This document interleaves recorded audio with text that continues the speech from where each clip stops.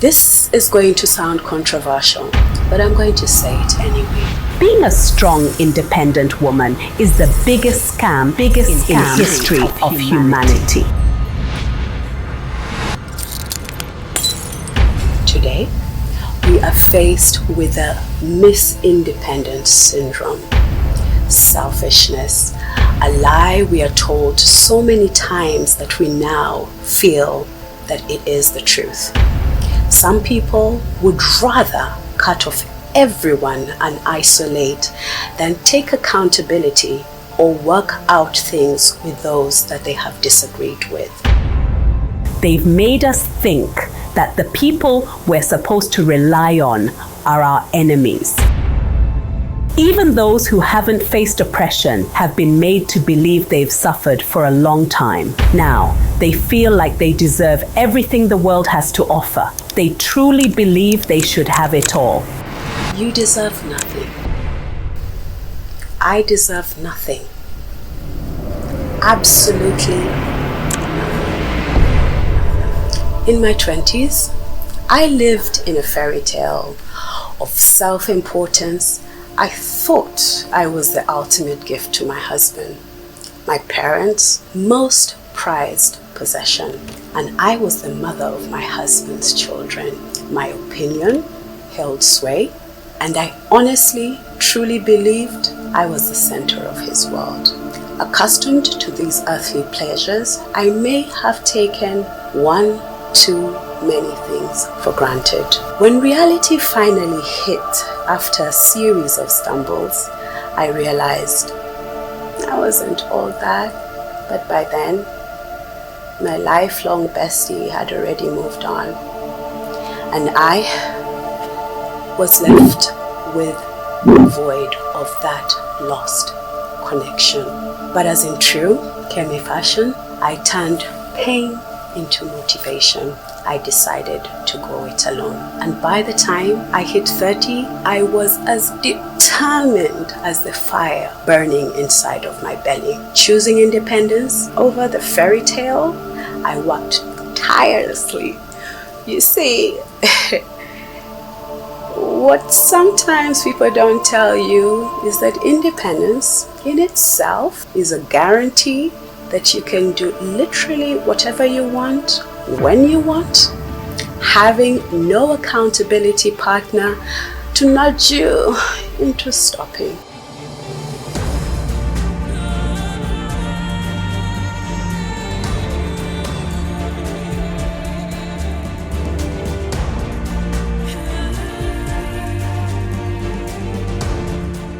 Without gatekeepers at work or at home, I found myself working through one too many nights and in the worst of conditions. As for success, well, that was inevitable. My business blossomed, some friendships thrived, some fell off.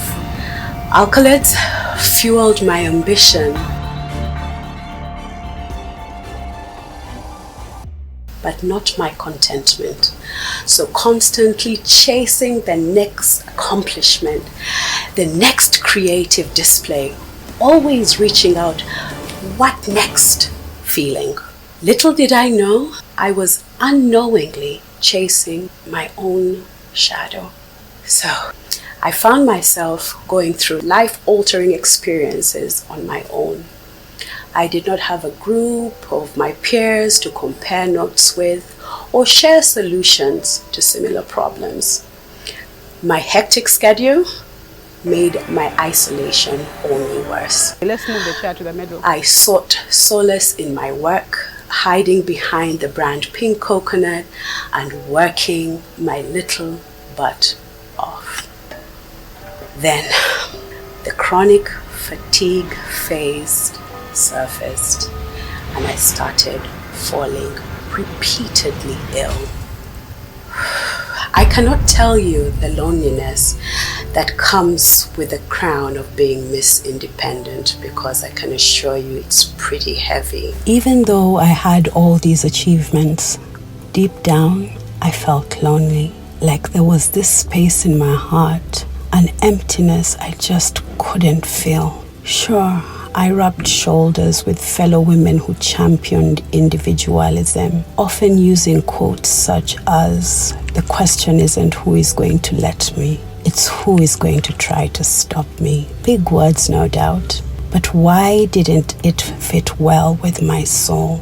I had almost everything, and yet it only made me feel more lost. Being Miss Independent, it felt like a big lie.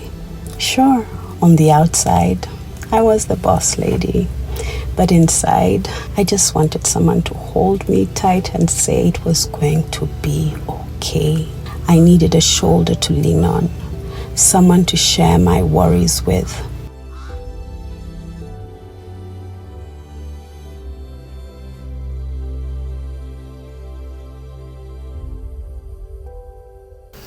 That quest for genuine connection even harder. There are independent women out there that are successful in the boardroom to a hilt. I was one of them until I fell sick again. This time, the knockout took the wind out of my sail. The depression grinded me to an absolute stop. And when I woke up, I was surrounded by my loved ones. No big budget couples, no CEOs, no kings, no nation bearers, just my small family unit. The man, my friend, my companion, the father of my children, the man I had sought to be so independent of, was the same man there every step of the way. Never judging, just being there. The one that said the darkest hour of the night is the hour before dawn couldn't have said it better. There I was, surrounded by acquaintances, friends that liked my achievements and what they came with. But never once did they have the time to listen to the story, to listen to the journey I had to take to truly achieve what I had. And like with all dawns, a glimmer of hope fickled at the end of the tunnel. I saw the light, and with it came the one that stayed, standing, silently, watching, patiently, waiting for me to see the obvious. Gone were the lovey-dovey butterflies of youthful love, and in their place stood stability, genuine concern, personification of what it means to go through thick and thin. I sighed. So, is this what real love looks like? This, and months on months on months on end of my family nursing me back to health. It was at this point that I realized the importance of interdependency. You see, television, social media has vigorously promoted the image of the independent woman, inadvertently sidelining the fundamental truth that human flourishing is tied to community. I discovered that fostering interdependency and genuine connection was far more rewarding than the isolating independence that I once sought. It is for this reason I would like to introduce to you the concept I would like to call healthy interdependency. What is healthy interdependency? In our pursuit of individualism, we have overlooked the extraordinary synergy between humanity and nature, neglecting the essence that truly makes us both remarkable. Our nature is designed for communal bonds. There is a reason why the majestic elephant moves in a herd. The king of the jungle has his pride. The tiny bee moves in an indomitable swarm. They have an understanding of togetherness and interdependency. So why is it that a species as evolved and as intelligent as the human race can steer so far from the basis that makes us human. Now is the moment to release that concept of the independent woman and wholeheartedly embrace the empowering notion of the interdependent woman. Resist being part of the forgotten and choose to thrive in the interconnected strength of community, because people need people.